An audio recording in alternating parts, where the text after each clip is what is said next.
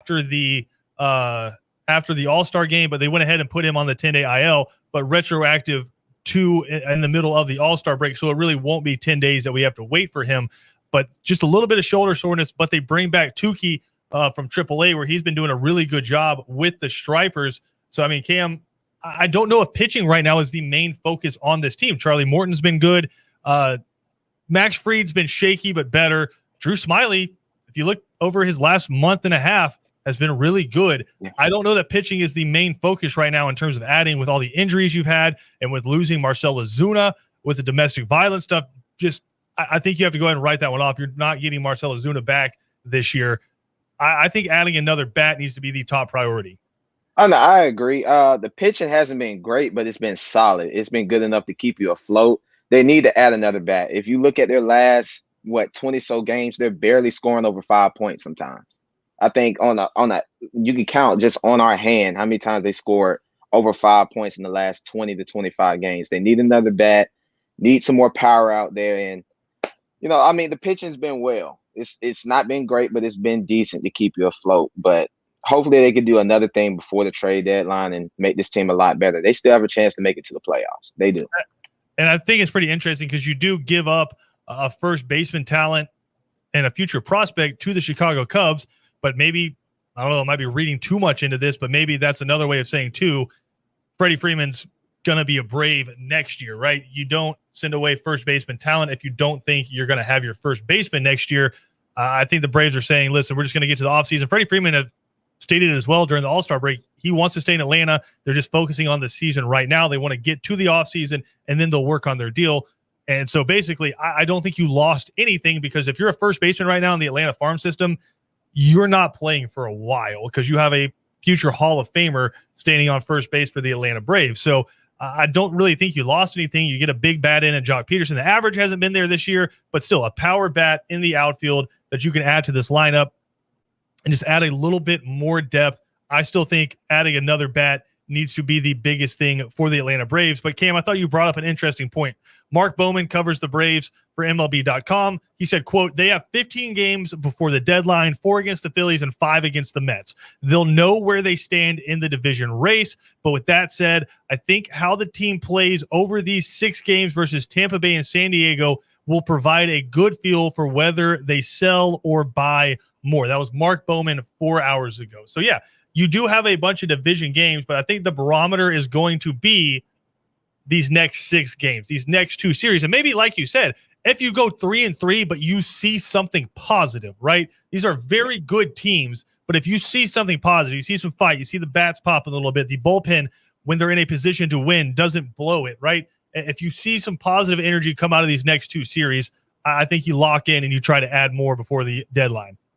Yeah, you just hope they don't come out here and just stink up the joint, go 1-5 or something like that, 2-4. You don't want that to happen. You go 3-3, like you said, these are quality teams, 2 of the best teams in the MLB right now.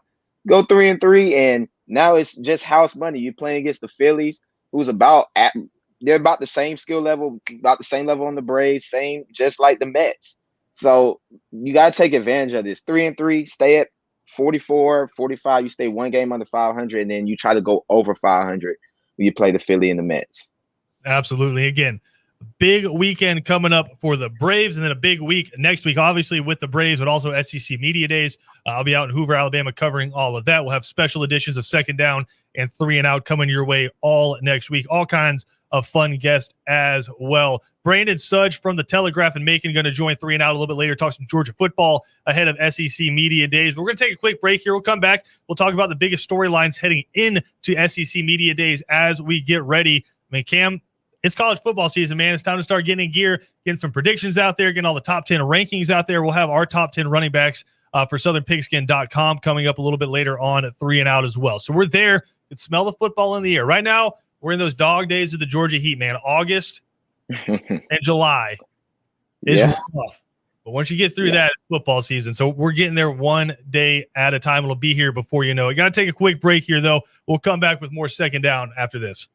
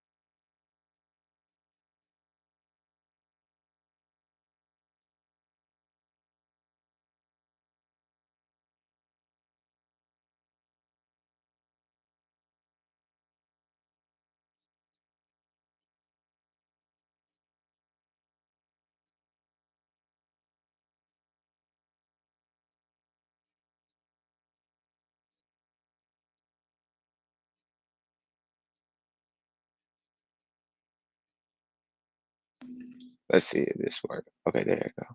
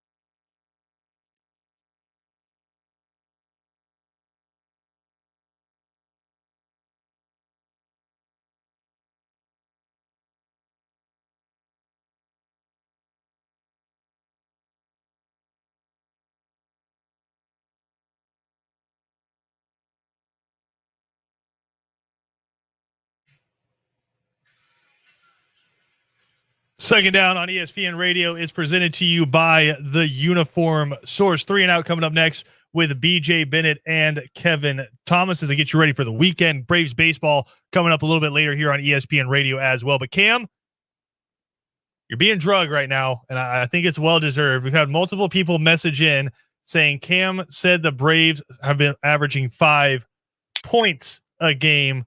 It's 5 runs a game, Cam. Come on now. And now Cam's saying his audio's not working, pretending like he can't hear me, even though he's being drugged. Cam, your mic's muted. This is terrible. So there you go. Cam falling apart on me on the job. Doesn't want to respond to saying the Braves have scored 5 points. Cam, just get back with me when you can. This is technology in 2022. Yeah. Are you with us? Audio issue. Are you with us? Yeah, I'm with you. Okay, Cam, you are being drugged on social media right now for saying the Braves are scoring 5 points a game instead of 5 runs per game. And I thought you were just faking audio issues to just bail out of it.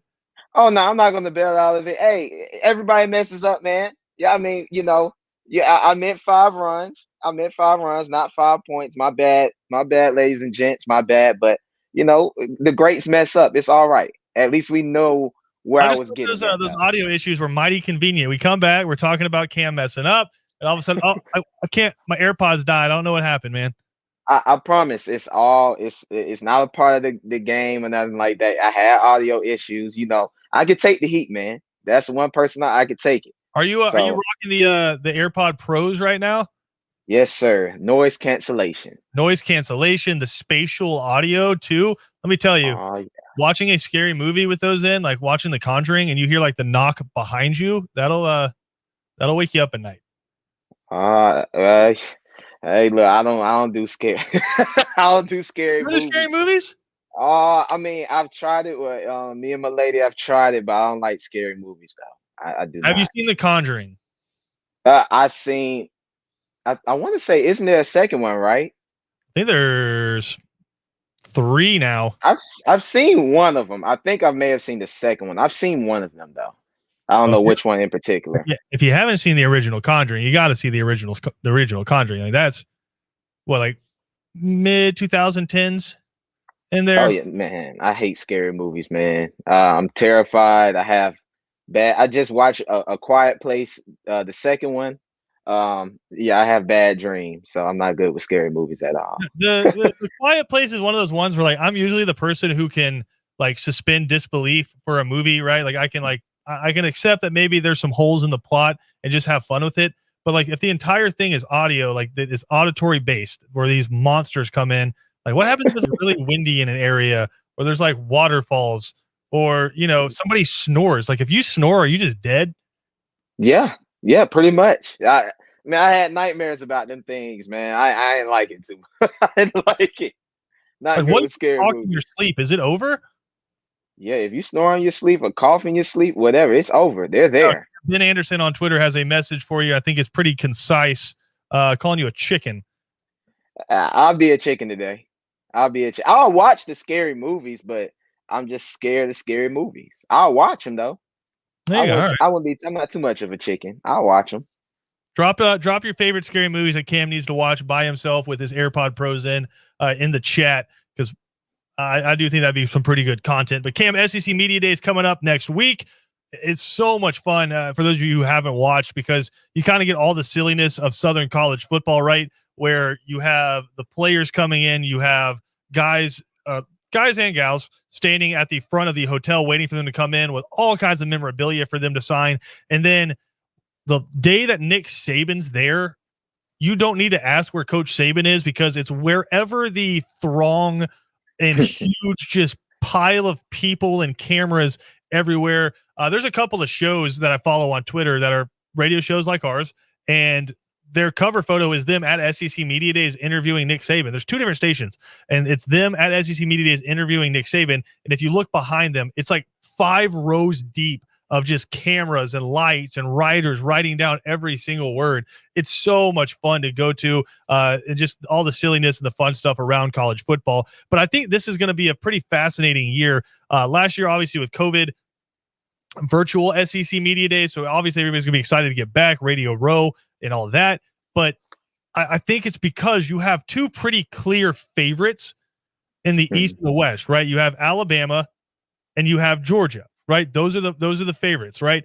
I think the number one question coming into Media Days is, who are the top contenders in the West and the East? For me, I think we're thinking too hard about it. I think Florida is the number one contender in the East.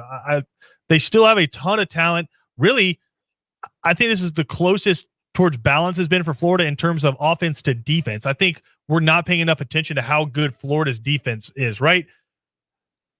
Offensively, I think Emory Jones is going to be really good, but for whatever reason, Cam, people are undervaluing Florida. I mean, Phil Steele left him out of his preseason top 25, which is unbelievable to me, right? I can see if you have them 15 to 18, somewhere like that, because you don't trust how much they lost, but I think they have enough talent on that team to really contend. Now, in the West, is Texas A&M a legitimate contender? Is Auburn going to be able to step up under year 1 head coach Brian Harsin? But you do have a 3rd-year quarterback who's already won an Iron Bowl in Bo Nix, right? Is there anyone else? Is Matt Corral and Ole Miss legit, right? Or is there enough on defense for them to take that next step, right? I'm curious your thoughts on who those top 2 competitors are. In the East, you have to say Florida out of respect because they just won the East for one. 2, every year it's always been Georgia, Florida for the most part for the past about 10 years. It's been Georgia, Florida. So you have to give Florida that respect. Dan Mullen, he's not he's a good coach. He's a really good coach. I mean, everywhere he goes, he's successful. I'm not saying he's Nick Saban-esque or Dabo Swinney, but he's successful everywhere he goes. And then in the West, you got Jimbo Fisher. Say what you want. He's won a national championship before with Florida State, and then went again and contended again and lost to, I want to say, Oregon that year. when they play Oregon in the college football playoffs again, I think. But I think I have Texas A&M as the second contender, and then Auburn right behind them.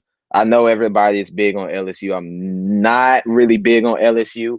I'm just not. But I would say Texas A&M on the West, Florida on the East, just out of respect of what they did last year.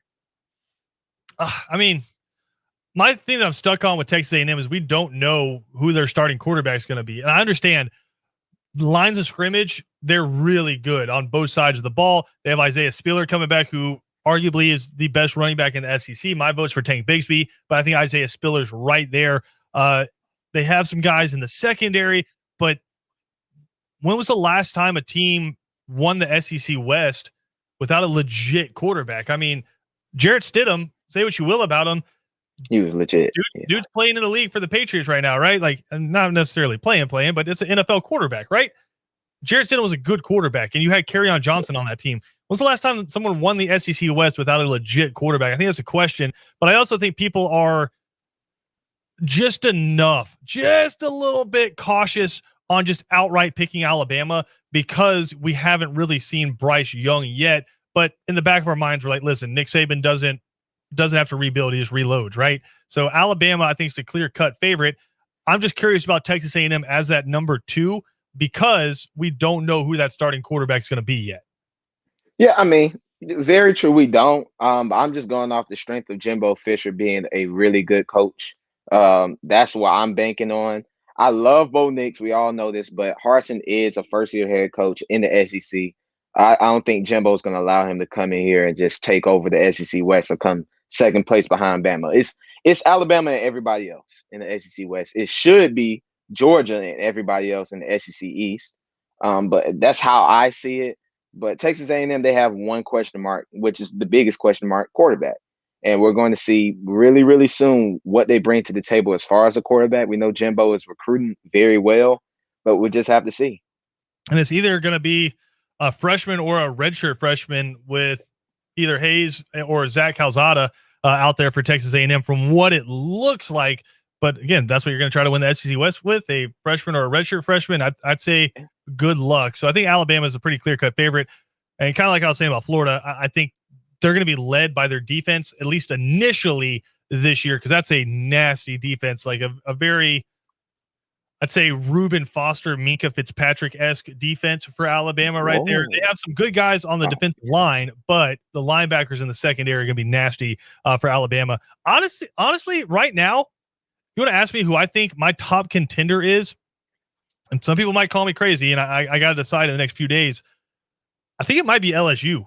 And maybe I'm just getting stuck on Eli Ricks and Derek Stingley, but I think Max Johnson will be better in year 2. I think he's going to win out over Miles Brennan in that race. You still have John Emery there at running back for LSU. They have some solid guys on the offensive line. I think that defense is going to be much better. Say what you will about the players last year. I don't think that was the problem for LSU. I think it was the play calling and the coaching up of that defense. Just you were shaking your head multiple times watching that LSU defense. I don't think that'll be the case again. Again, you start with, you could pick any 2 players from your defense to start with across the SEC. And if you start with Eli Ricks and Derek Stingley Jr., I think it'll be tough to beat that in the SEC, especially against the guys they have to match up with, right? Ole Miss is going to sling the ball all over the field. Alabama's going to sling the ball all over the field.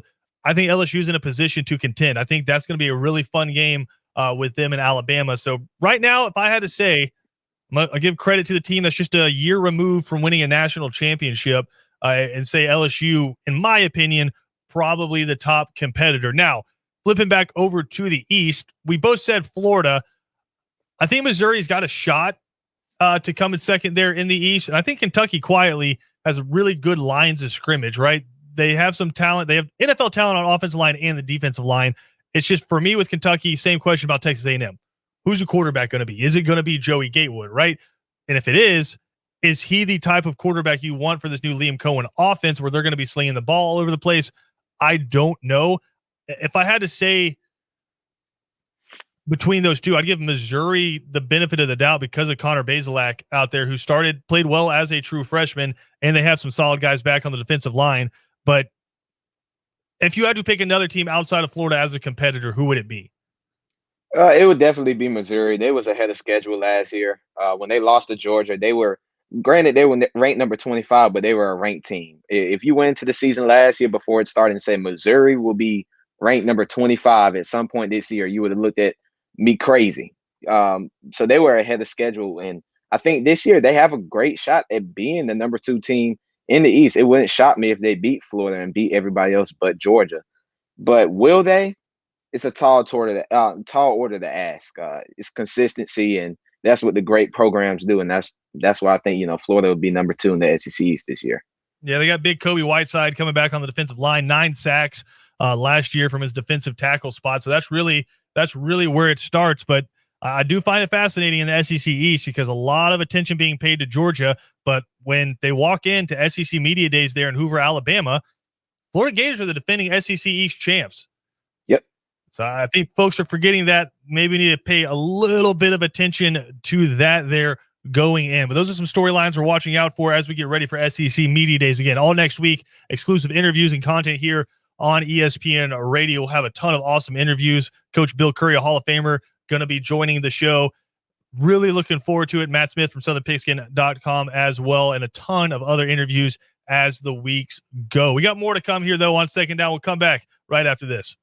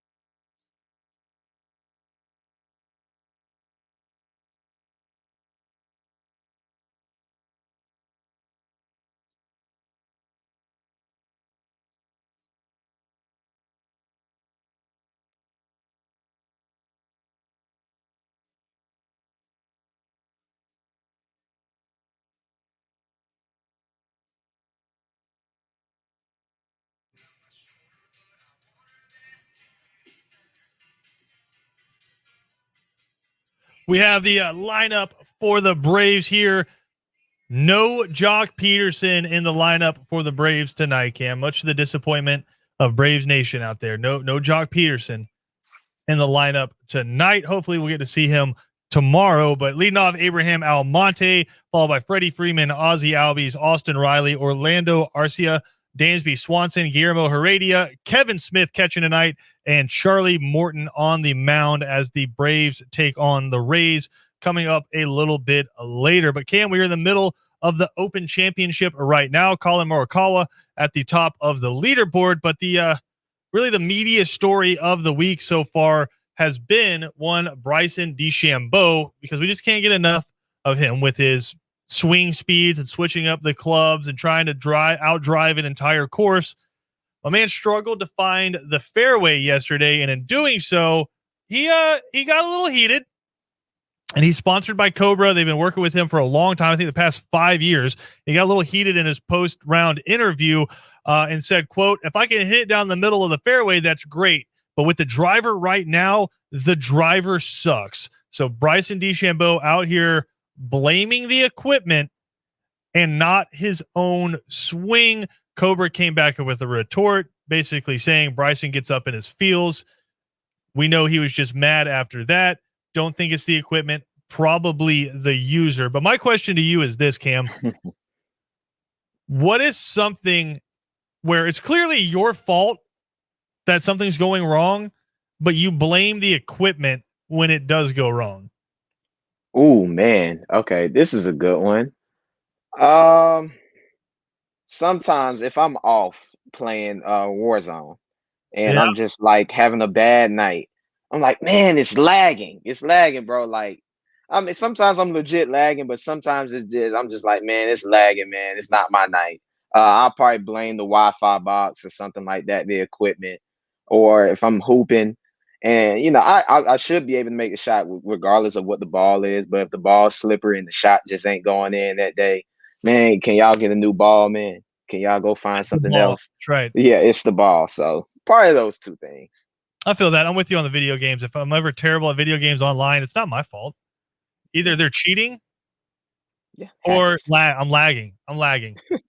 Yeah, it's not me, man. It's hackers and all the glitches they be doing nowadays. I'm blaming it on that before I blame it on myself.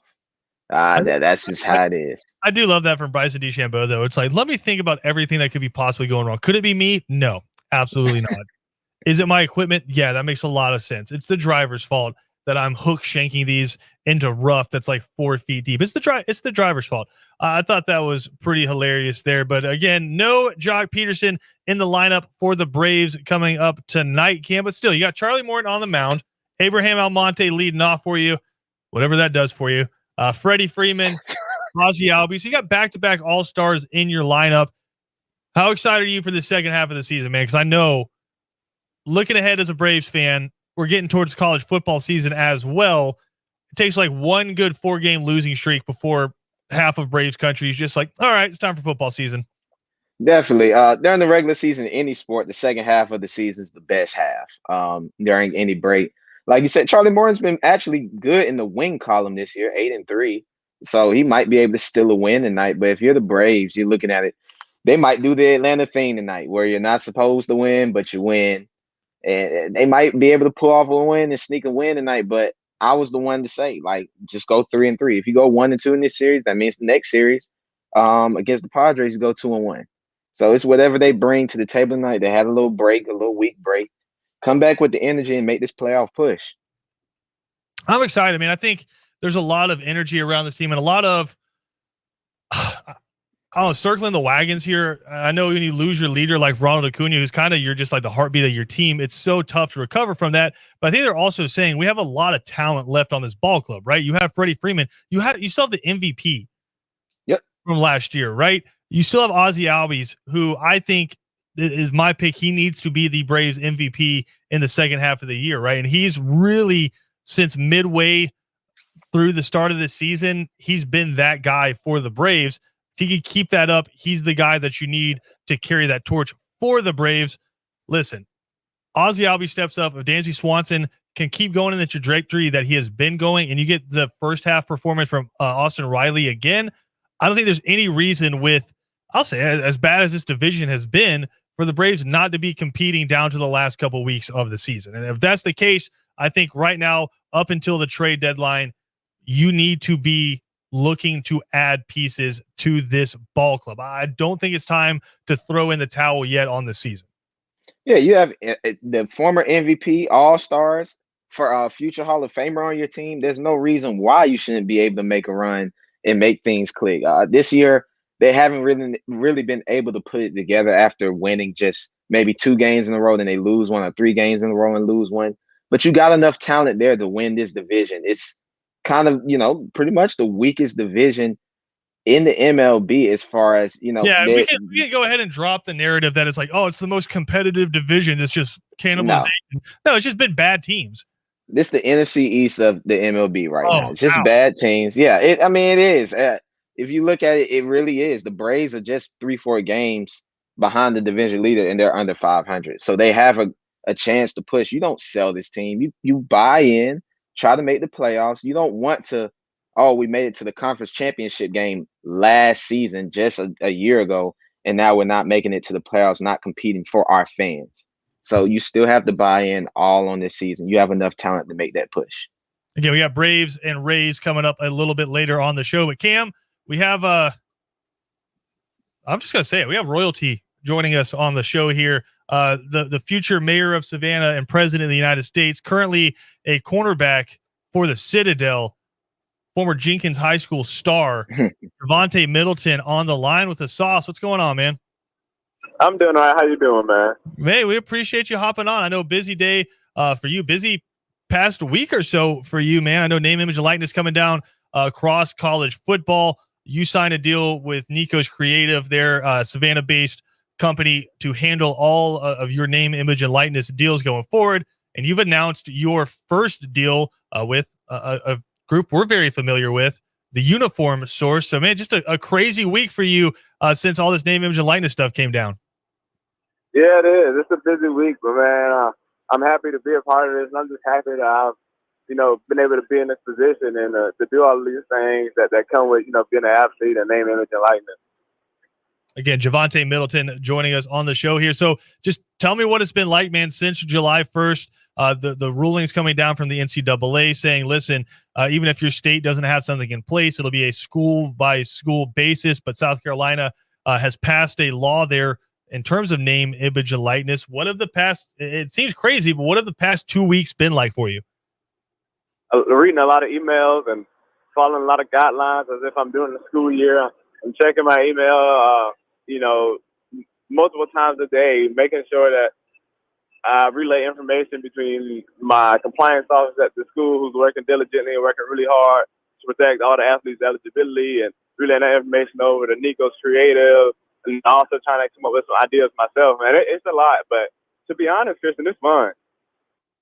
I bet. And listen, I know a lot of people were worried about name, image, and likeness. I'm not going to say because they don't support players, but I think people inherently are scared of change. But it's now been, as I said, 2 weeks, and college football hasn't fallen apart. We're still on pace to kick off the season coming up in September. So if anything, what do you imagine the changes are going to be like to the on-the-field product that fans see, or do you see any changes whatsoever? I hope it isn't any changes. I'm pleased with the way that college football is right now, and I believe that all the fans and everyone else are. So I hope that everything name, image, and likeness-wise is just handled, off the field, outside of the white lines, because once you step on the field, once your cleats hit that grass, you got to be locked in and zoned in just for football. One, to protect yourself. Two, just to make sure you're getting wins and making plays out there. So I hope it doesn't change anything.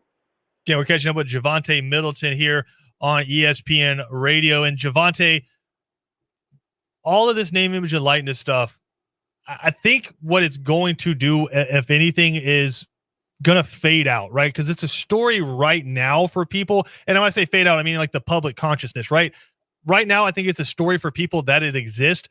Going forward, I don't think it's going to be a front page of ESPN.com story when someone signs a name, image, and likeness deal. Going forward, when a SoCon corner such as yourself gets a sponsorship deal, I don't think he's going to have 7 newspapers calling him. So, for you though, when you're looking at this, obviously a leader in your community, in Savannah and also in Charleston, when you just kind of look at it from an abstract point of view, from the outside looking in, do you think this is something that's just people are going to stop talking about? It's just going to become part of everyday college football or college sports? I stepped back this morning. I was like, man, a lot of pages and a lot of media outlets have reached out to me about this. I mean, we're one of them. Yeah, definitely. And I was, real pleased for that. But like you said, I do think that the hype per se will die down, and it's just going to become normalized. So guys are going to sign the letters of intent to go to a college, report to campus, make a few plays, create a platform in the city that they're in, and build the platform from the city that they're from. And it's just going to become normal. And I hope that's what it is, to be honest, because a lot of guys will benefit from this. Outside of yours, what's the coolest one you've seen so far from around the country? Maybe the college hunks one with D'Eriq King down there at University of Miami, the quarterback. Oh, yeah. I mean, there's been a lot of really interesting ones so far, but tell us about your first one, man. So you signed with Nikos to handle your name, image, and likeness deals, but tell us about your first sponsorship. Yeah, so I signed with Nikos once again just to protect eligibility and make sure I'm doing everything correct. But the first one's with the Uniform Source. Well, I'm a public school grad. I went to public schools in the Chatham County public school system my whole life. So, I got all my school uniforms from them. Nikos came up with some ideas to present to them, and they were all for it. And Mr. Dave, he's over there. He's real supportive of it. I'm actually on the way now to go meet with him for some things. But, just ready to hit the ground running and do some product placement for them and anything that they need, I'm all for it. Yeah, catching up with Javante Middleton here on Second Down. Well, what's next for you, man? You got the deal in place with the Uniform Source, but this isn't just standard sponsorships, right? This gives you opportunity to do a whole lot of things with your name. So what's next for you? Just to be grateful for every day that I have, to, make plays while I'm playing football on Saturday. And then definitely I would like to look into, possibly hosting a football camp. I know Nolan Smith has one going on this weekend in Savannah, Georgia. And I've seen some other guys doing things football-oriented and hosting events in their name and stuff like that. I'm very interested in all of that. But I'm open-minded to it all. All right, Javante, before we let you go, man, Braves kicking off the second half of the season. I know you're a huge baseball fan here. Do the Braves make the playoffs, or are we just looking at a disappointing end of the Braves season? Christian, to protect everything, I am in a position where I can't answer that question. People down there. That's right. I forgot. You're working with another ball club. That is correct. The ball club that the Braves are playing against. Right? I forgot, man. You're all over the place. So we're speaking to the enemy right now, is what I'm garnering. There you go, Javante Middleton joining us here on Second Down. Javante, we always appreciate it, man. Come on whenever you want to, and good luck with all your future endeavors, man. Thank you so much, man. Thanks for having me, and keep up the great work. Again, Javante Middleton there, former Jenkins star, now a corner at the Citadel, joining us. Cam, just super cool stuff, man. If we were here a year ago, can't imagine in an alternate reality that we're talking to a college football player about his first sponsorship. Yeah, I mean, it's pretty cool. Like, I'm just glad college football players now at any level could get sponsorships and make money off their name, image, and likeness. Yeah, I love it. It doesn't matter what level you're playing at, JUCO, Division III, NAIA, whatever it is. I'm glad they're making money now and just can make money while they're in college, kind of pay off whatever they need to pay off, whether it's in school or whatever. But I just love it. It's good for the game. It's great for the game, and I'm ready to see what they have next. There you go. We got more to come here on Second Down. Final segment coming up next.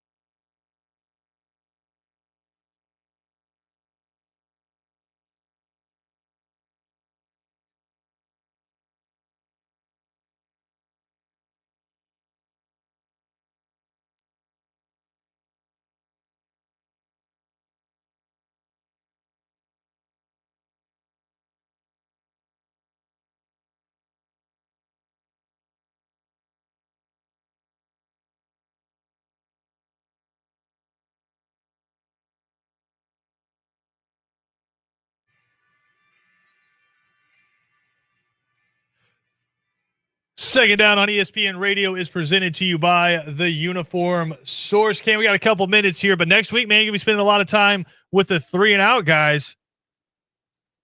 You got any questions for me? Any advice you need going into that? That's a lot of personalities to deal with. Nah, man. I'm going into it with blind faith, man. I don't need any questions. Those guys are cool. BJ, Ben, Kev, they're cool, man. So we'll figure it out. It's gonna be some good shows too. We're gonna hold down the fort. I'm telling you, you're gonna need to keep Kevin on his toes. Don't let DJ suck you into a trap because he will, because he just likes to argue. Where he'll say something just to rile you up a little bit and just try to take you down a rabbit hole. So just be mindful of that. And then with Ben, listen, sometimes you're gonna have to fight with him for some of that airtime. So you just get in there, you start throwing. I know he's big. I know he's really big. But you start getting in there, boxing him out. You get your takes in there. Don't let them box you out. Nah, they're not gonna box me out, man. I've done a show with all 3 of them before, so it's all good. Segment with all 3 of them before. I need the whole. Yeah. This is a long show. It's a long show, but hey, man, someday I got to do it. So my time is now. It's all good. We're gonna have a good time next week. Yeah, and I'll be out in Hoover, Alabama, SEC Media Days, getting some interviews, getting some quality audio for the show. Really excited because I think this is it feels like a new beginning in college football, right? Getting back to normal. I think this is the first time we see 100,000 fans packed into a stadium. It's going to feel like that deep exhale for a lot of people as they see college football back as it is meant to be. Listen, man, Michigan, Ohio State, just it ain't right when that's played in front of 6,000 people, right? We're so excited to see college football back. SEC Media Days next week. Really excited for that. But stick around. Coming up next, myself and Kevin Thomas on 3 and Out right here on ESPN Radio.